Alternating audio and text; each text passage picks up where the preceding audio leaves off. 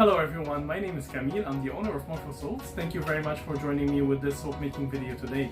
So if you're new or if you're not new, welcome to the channel. If you're not subscribed, I invite you to subscribe. This is a channel related to morfosoaps.ca. We do handmade soaps, bath and body products, and we upload every week one new video with one new listing on our website. So I hope you are interested in those kind of videos, so we will be happy to have you with us on our journey. So in today's video, this is the last video of the month of June.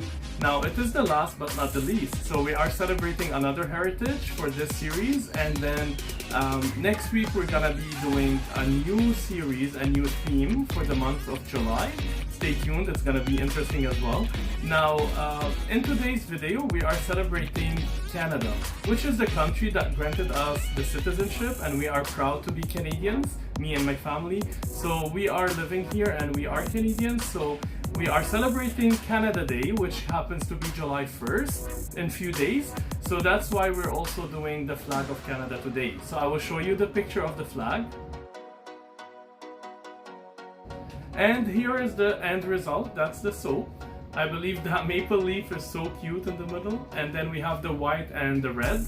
We're gonna have a description as well about the flag and explain a little bit about it and some historical facts about it. And also, if you follow our Instagrams, we're gonna be posting on that week. This week it's gonna be all about Canada and fun facts or real facts about Canada as well.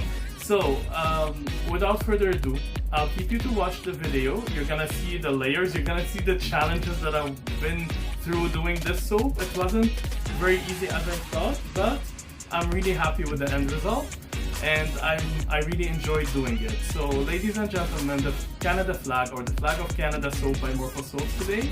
Until next week, I'll see you again with a new theme. Stay tuned and be safe. Stay happy and positive, keep smiling, enjoy your life. Bye for now.